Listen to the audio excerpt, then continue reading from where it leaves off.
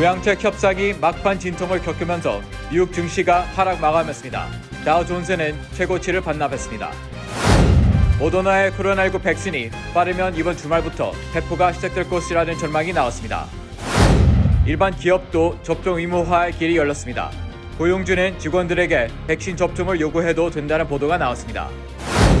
모든 지표에서 최악인 미국의 코로나19 사태, 병상의 수용력이 한계에 다다르고 간호사들은 과로와 보호 장비 부족으로 파업에 돌입하거나 집단 시작을 하기도 한 것으로 나타났습니다. 뉴욕시 버스, 전철 등 각종 대중교통 요금이 내년에도 동결될 것으로 보입니다. 본사 KBTV의 김철욱 전무이사가 2020년 제주도 문화상을 받았습니다. 내 집같이 편안한 은행 뉴 밀레니엄 뱅크가 뉴저지 클러스터와 뉴욕 플러싱에 새로운 지점을 오픈하였습니다. 클러스터 570 피어먼트 로드와 플러싱 141 노던 블러바드에 위치한 새 지점에서 모든 금융 업무와 혼무 기지 상담도 함께 해드립니다. Member of FDIC and Equal Housing Lender.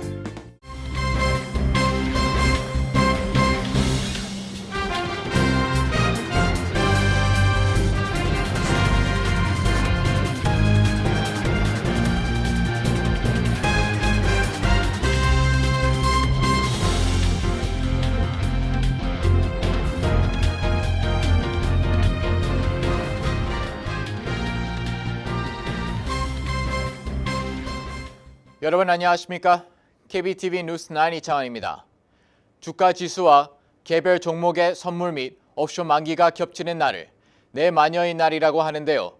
올해 마지막 내마녀의 날인 오늘 뉴욕 증시의 주요 지수는 부양책 협상이 막판 진통을 겪으면서 변동성 장세를 보인 끝에 하락 마감했습니다. 9천억 달러 규모의 새로운 부양책 타결에 최종 합의 소식이 나오지 않았던 것이 크게 작용한 것으로 보입니다. 첫 번째 소식은 김은지 기자의 보도입니다. 뉴욕 증권거래소에서 다우존스 30 산업평균지수는 전장보다 124.32포인트 내린 3179.05의 거래를 마쳤습니다. S&P 500지수는 전장보다 13.07포인트 하락한 3709.41에 기술주 중심의 나스닥 지수는 9.11포인트 내린 12755.64의 장을 마감했습니다. 다우지수는 이번 주 약 0.4% 올랐고 S&P 500 지수는 1.3%, 나스닥은 3.1%가량 각각 상승했습니다. 이는 미 식품의약국 FDA가 모더나가 개발한 백신의 긴급 사용 승인을 권고했다는 긍정적인 보도가 나온 반면 이번 시장의 관건이자 또 타결에 임박했다는 기대가 한데 모아졌던 추가 경기 부양책 협상 여부에 이렇다 할 진전 소식이 없자 하락세로 거래를 마무리한 것으로 보입니다. 공화당 일각에서는 비상대출 프로그램 제도입을 막는 방안을 포함해야 한다는 주장이 제기되면서 협상 타결에 진통을 겪고 있는 것으로 알려졌습니다. 미 정치 전문 매체 폴리티코는 부양책이 이날 합의되기 어려우며 미치 메코날 공화당 상원 원내대표는 예산안을 이틀가량 더 연장하는 방안을 추진하고 있다고 전하기도 했습니다. 이날 종료될 예정인 예산안을 단기 연장하고 주말 동안 협상이 이어질 가능성도 큰 상황입니다. 특히 연준의 비상대출 프로그램을 제한하는 방안이 거론되면서 시장의 불안을 배가했습니다. 경제 전문 매체 시넷에 따르면 의회가 부양책 합의에 도달할 경우 현금 지급을 언제 받을 수 있을지 추측해본 결과 다음과 같았습니다. 만약 의회에서 이번 주말에 예산안을 통과시킬 경우 상원에는 그 다음 날인 20일 통과될 것으로 보이며 또 그 다음 날인 21일에 대통령이 서명할 것으로 추측됐습니다. 그 후로 약 5일 뒤 첫 계좌로 지급이 이뤄지며 그 후 일주일 뒤에 페이퍼 체크를 우편으로 받을 것으로 예상되고 있습니다. 반면 EIP 카드로 수령받는 국민들은 그 다음 달로 넘어가야 받을 수 있는 것으로 나타났습니다. 부양책의 타결이 늦춰지거나 1월로 연기시킬 수 있는 것처럼 보이는 모든 것은 시장에 부정적이라며 부양책 타결 여부에 따라 증시의 방향성이 달라질 수 있다고 내다봤습니다. KBTV 뉴스 김은지입니다. 도널드 트럼프 대통령이 오늘 오전 제약회사 모더나의 코로나19 백신이 승인됐다고 밝혔습니다.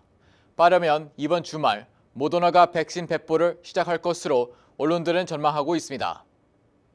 트럼프 대통령은 오늘 트위터를 통해 모더나 백신 사용이 압도적으로 승인됐다며 즉시 배포를 시작할 것이라고 밝혔습니다. 그러나 로이터 통신은 트럼프 대통령의 트윗은 FDA의 공식 발표 전에 올라온 것이라고 전했습니다. 식품의약국 자문기구인 백신 생물의약품 자문위원회는 어제 회의를 열어 찬성 20명, 반대 0명, 기권 1명의 압도적인 찬성으로 모더나 백신의 긴급 사용을 FDA에 권고했습니다. FDA 승인이 나면 백신의 배포가 가능하지만 실제 접종을 하려면 질병통제예방센터 CDC 자문위원회의 권고 결정과 CDC 국장의 수용 서명이 있어야 합니다. 이를 놓고 미국의 코로나19 확산세가 매우 심각한 가운데 트럼프 대통령이 백신 승인과 배포, 접종에 큰 노력을 기울이고 있음을 보여주려는 의도가 담긴 것이 아니냐는 분석입니다. 트럼프 대통령은 지난주 파이자, 바이오엔테크의 백신을 첫 승인하는 과정에서도 FDA의 신속한 승인을 강하게 압박하기도 했습니다. 미국의 코로나19 백신 승인은 파이자에 이어 모더나가 두 번째입니다. 파이자 백신의 경우 지난 10일 FDA 자문위의 권고 결정 이후 13일 CDC 서명을 거쳐 14일부터 접종이 시작됐습니다. CNBC 등 언론은 빠르면 이번 주말 모더나가 백신 배포를 시작할 것으로 전망하고 있습니다. 코로나19 백신 접종이 시작되면서 현재 의료진이나 장기 요양시설 입소자 등의 우선 접종을 실시하고 있는데요. 일반 기업에도 접종 의무화의 길이 열렸습니다. 자세한 소식 김은지 기자가 전해드립니다. 연방평등고용기회위원회는 기업들이 사내 안전을 위해 근로자에게 코로나19 백신 접종을 의무화할 수 있다고 발표했습니다. 현재 장애인 복지법에 따라 고용주가 사원의 질병 자료를 확인할 수 없도록 했지만 연방평등고용기회위원회는 코로나19 백신 접종이 여기에 해당하지 않는다고 판단한 것입니다.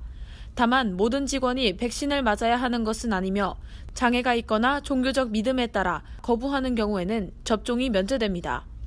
노동법 변호사에 따르면 근로자가 장애인 복지법에 따라 접종 면제를 요구할 경우 고용주는 이를 검토해야 하며 면제 요구를 받아들여야 할 경우 재택근무와 같은 방법을 마련해야 합니다.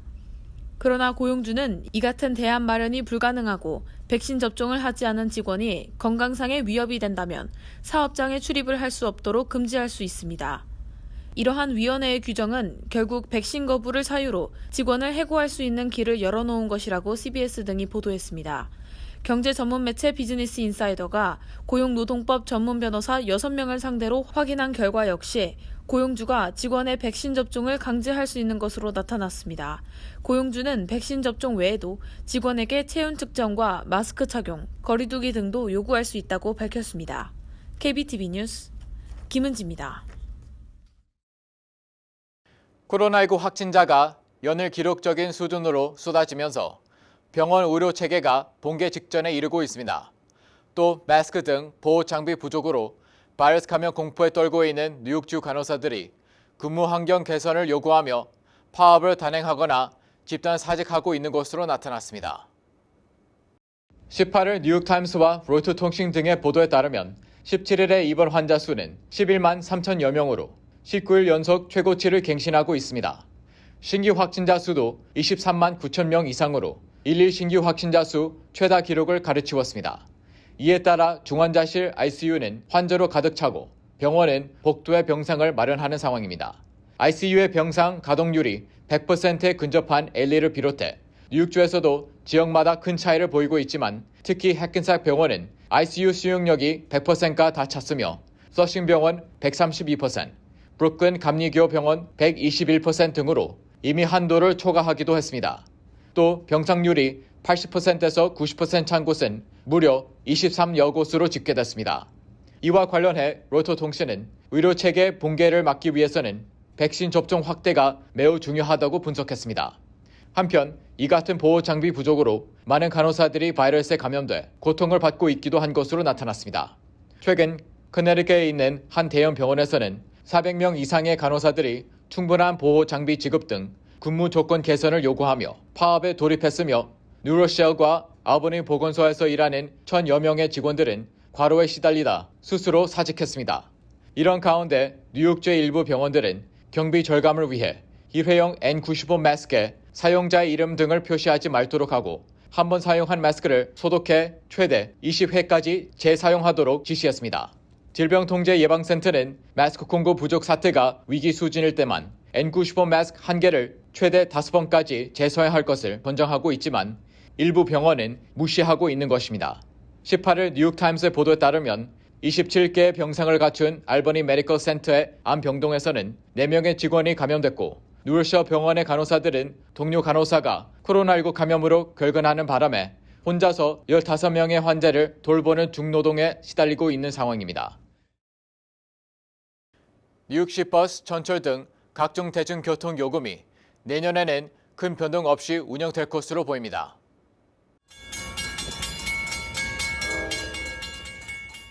메트로폴리탄 교통공사는 2021년 운영 예산 결정을 위한 이사회에서 총 170억 달러 규모의 새 예산안을 확정했습니다. 170억 달러는 올해 예산 규모와 비슷한 수준입니다.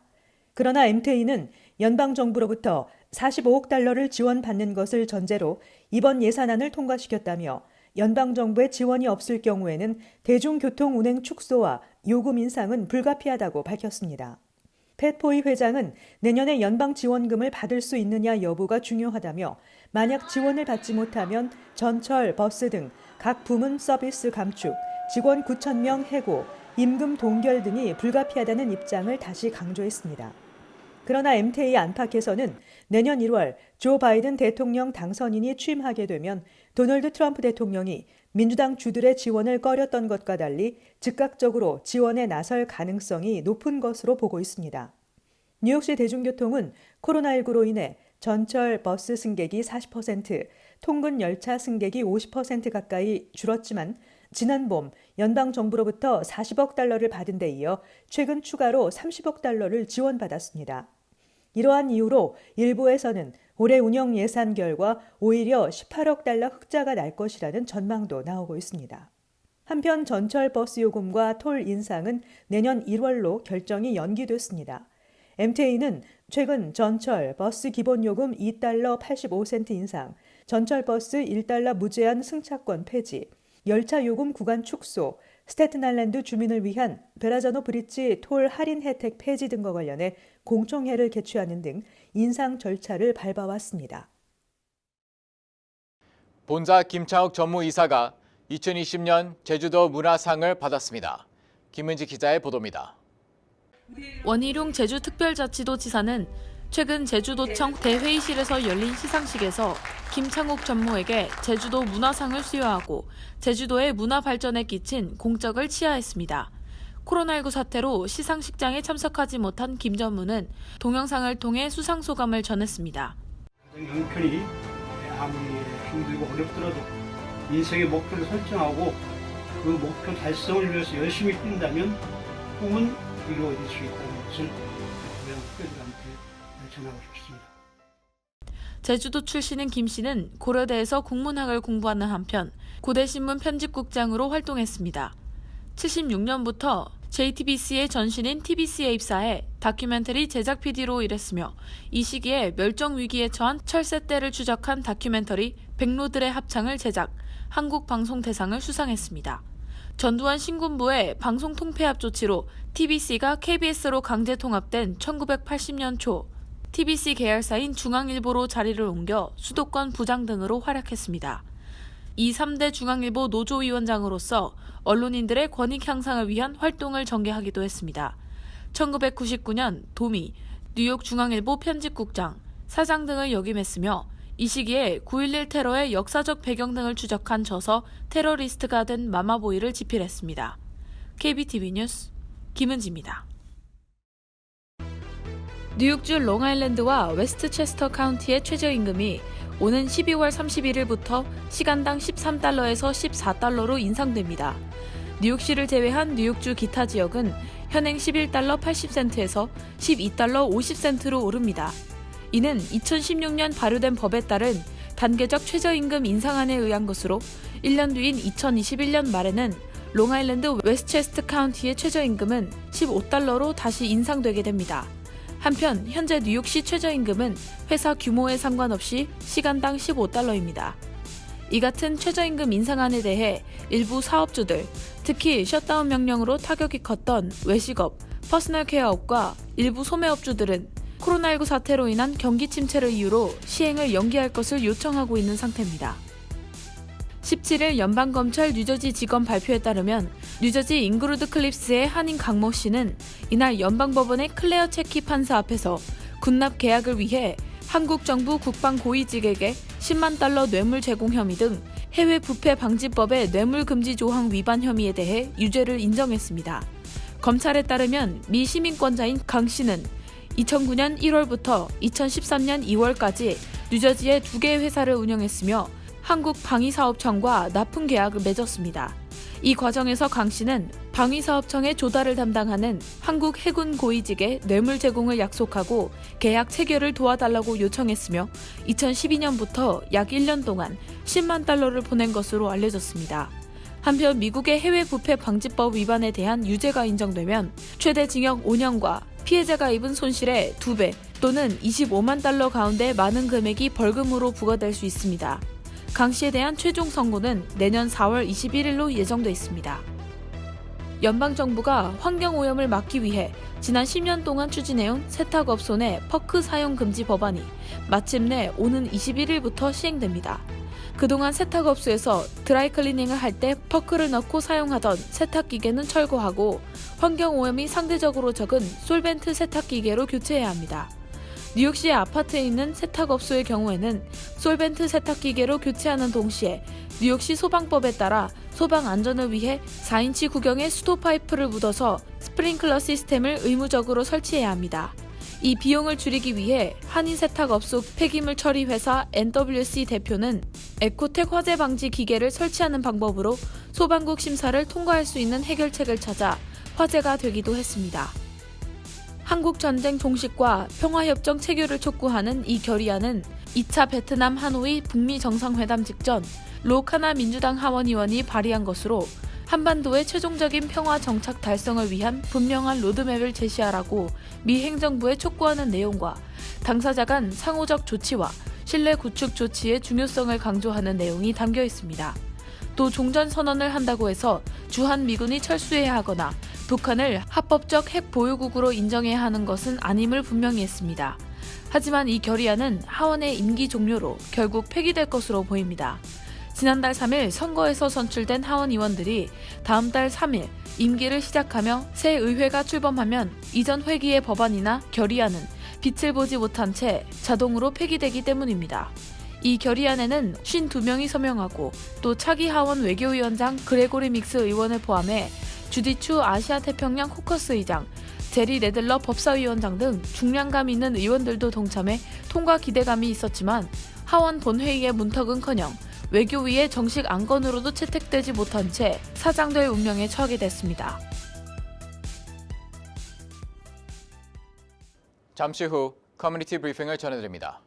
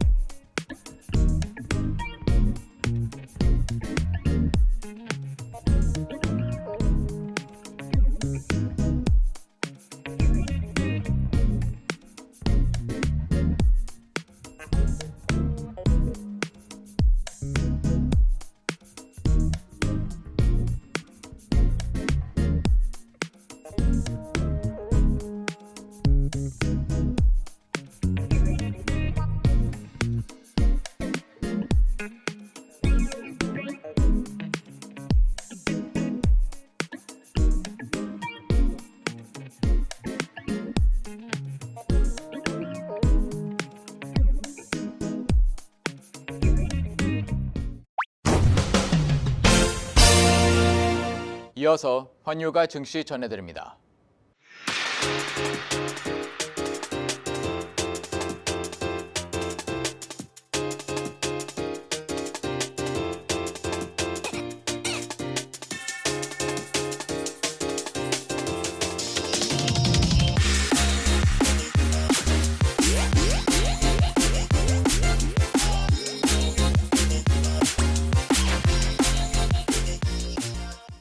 잠시 후 뉴욕과 뉴저지 날씨 전해드립니다.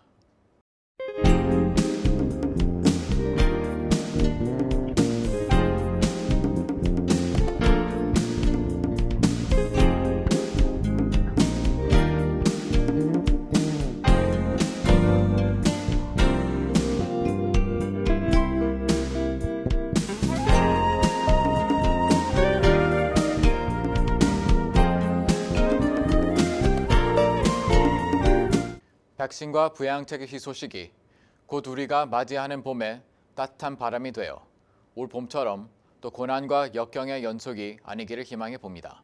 오늘도 KBTV 뉴스 9을 시청해 주신 여러분 고맙습니다. 편안한 밤 보내시기 바랍니다.